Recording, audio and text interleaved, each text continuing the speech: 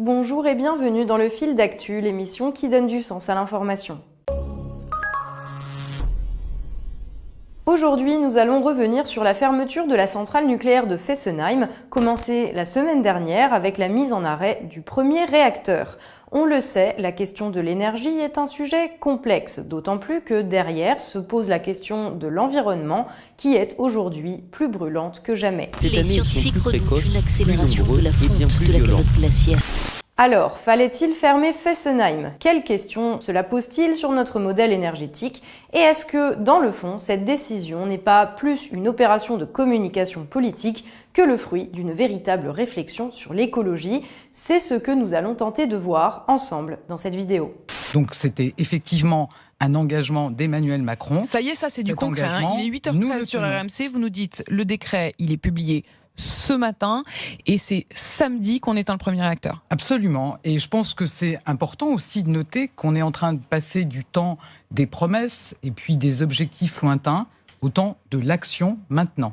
Le 22 février dernier, l'un des deux réacteurs de la centrale nucléaire de Fessenheim dans le Haut-Rhin était définitivement mis à l'arrêt. Le deuxième suivra en juin prochain. Cette fermeture de la centrale de Fessenheim, qui en 2018 fournissait encore 80% de l'énergie consommée en Alsace, elle n'a rien de surprenant. Il s'agissait d'une promesse électorale d'Emmanuel Macron en 2017 et de François Hollande en 2012 avant lui, et elle était demandée depuis longtemps par les personnes qui jugeaient dangereuse l'énergie nucléaire.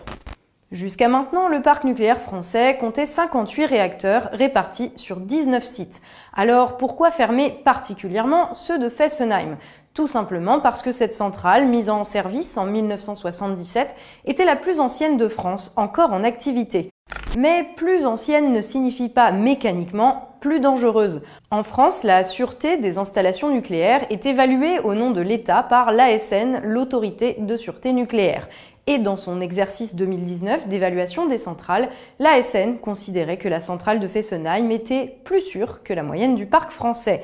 La décision de fermer Fessenheim et pas une autre centrale évaluée comme moins sûre, elle est donc avant tout symbolique, dans un contexte où le gouvernement a choisi de réduire la part du nucléaire dans le mix énergétique français, au profit notamment des énergies renouvelables. Le problème, c'est que la politique énergétique de la France, c'est un sujet sérieux qui mérite d'être traité autrement que par des symboles, car il renvoie à des questions centrales comme l'indépendance du pays, la sécurité de ses habitants et bien sûr la question de l'environnement qui n'a sans doute jamais été aussi présente dans les esprits qu'aujourd'hui. Je ne veux pas donner l'illusion que ma présence au gouvernement signifie qu'on est à la hauteur sur ces enjeux-là. Et donc je prends la décision de quitter le gouvernement.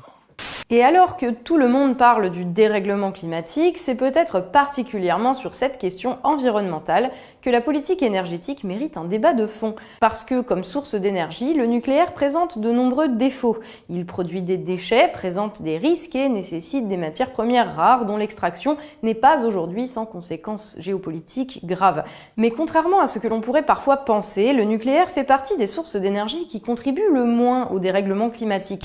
Tout simplement parce que, comme le confirme le GIEC, le groupe d'experts sur le climat, il s'agit d'une énergie bas carbone parmi les plus propres en termes d'émissions de dioxyde de carbone par kilowattheure, au même niveau que l'éolien ou l'hydraulique.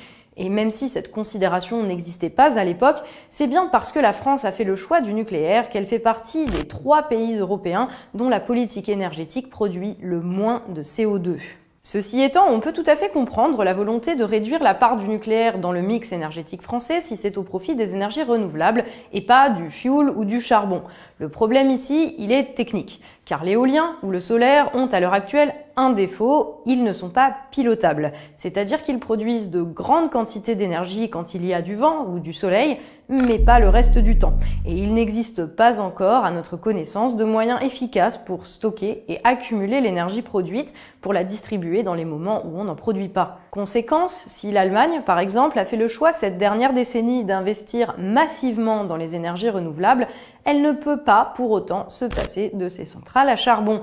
Et si la part du renouvelable dans le mix énergétique allemand est près de 2 fois supérieure à celle du mix français, l'émission allemande de CO2 par kilowattheure produit correspond en moyenne à 10 fois celle de la France.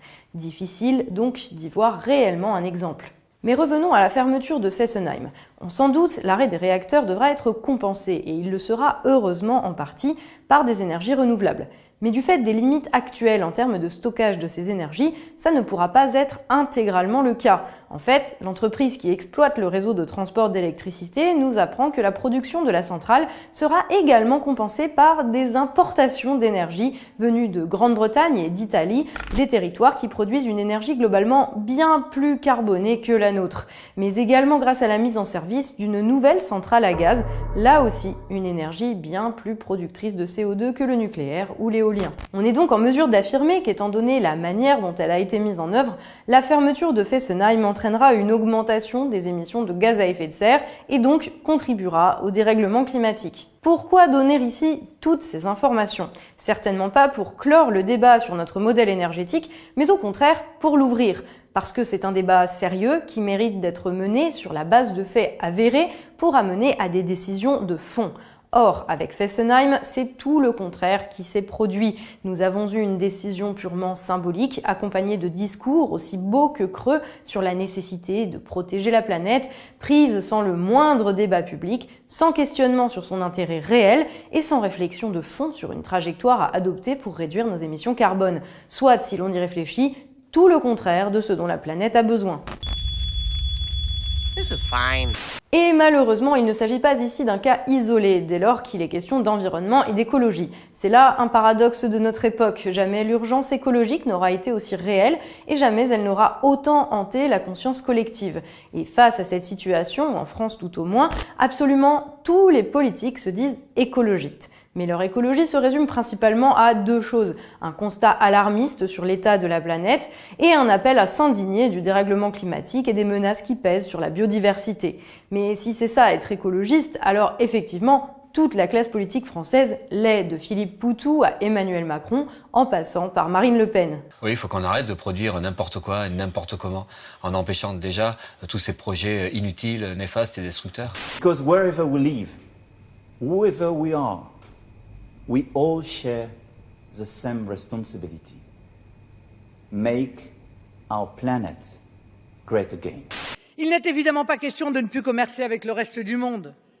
Mais nous croyons que le modèle du libre-échange doit laisser la place à celui du juste échange, seul respectueux des hommes et de l'environnement. C'est ce que nous avons proposé durant les dernières élections. J'ai vu d'ailleurs que sur ce point, Nicolas Hulot soutenait notre vision. Mais dès lors qu'il s'agit de prendre des décisions, plus personne n'est d'accord. Aujourd'hui, au nom de l'écologie, on peut défendre toutes les décisions et tous les projets politiques les plus contradictoires. Une politique pour l'environnement passe-t-elle par plus de nucléaire ou par moins de nucléaire? Par plus d'Europe ou moins d'Europe? Par plus de protectionnisme ou plus de libre-échange? Par un soutien financier aux entreprises pour produire de manière plus verte? Par des contraintes de production? Par le développement du train? Par la voiture électrique? Par des taxes sur l'essence? Ou des incitations à agir individuellement? Par une planification des politiques industrielles, d'urbanisme et de transport? Dès lors que l'écologie n'est plus seulement un slogan vide de sens, alors plus personne n'est d'accord sur ces questions. Parce que pour un politique, il est toujours plus simple et plus rassembleur de dire des choses évidentes pour tout le monde, qu'il faut prendre soin de la planète, ne pas jeter de sacs plastiques dans la mer et sauver les abeilles, plutôt que de proposer une réflexion de fond et un programme clair qui pourrait ne pas faire l'unanimité. Pourtant, en vidant ainsi l'écologie de son contenu politique, en faisant un simple vernis marketing, on la rend peut-être plus glamour, mais on la condamne surtout à l'impuissance. Aujourd'hui a lieu le vote de ratification du traité de libre-échange avec le Canada, le CETA. Beaucoup de députés disent que c'est un paradoxe que vous veniez ce jour où ce vote a lieu. Est-ce que ça vous pose problème d'être là ce jour-là? Honestly, I don't care what day I'm here. Très honnêtement, peu m'importe le jour.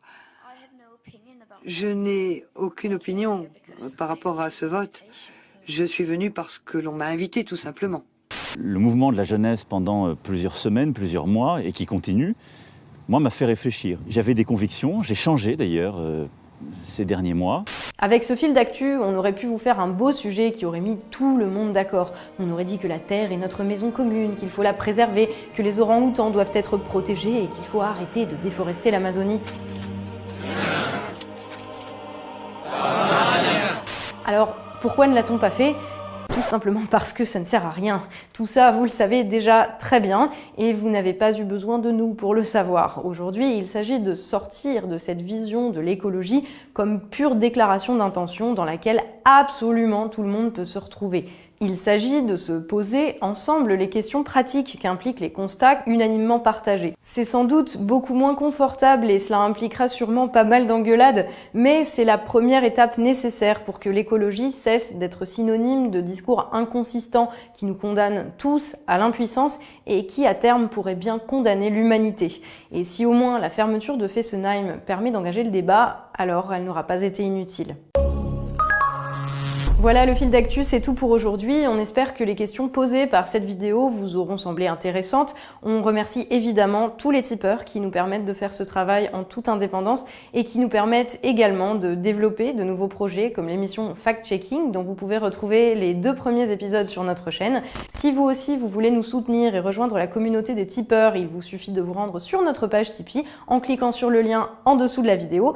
Et encore une fois, merci infiniment à tous ceux qui participent déjà à l'aventure. Si vous avez aimé cette vidéo, n'hésitez pas à la partager autour de vous pour contribuer à sa diffusion. Pensez aussi à laisser un commentaire et un pouce bleu, ça donne de la visibilité et ça fait toujours plaisir. Et bien sûr, si ce n'est pas déjà fait, abonnez-vous à la chaîne, cliquez sur la petite cloche pour ne rater aucune de nos nouvelles vidéos. Nous, on se retrouve jeudi prochain pour un nouveau fil d'actu, l'émission qui donne du sens à l'information. Salut et à la semaine prochaine.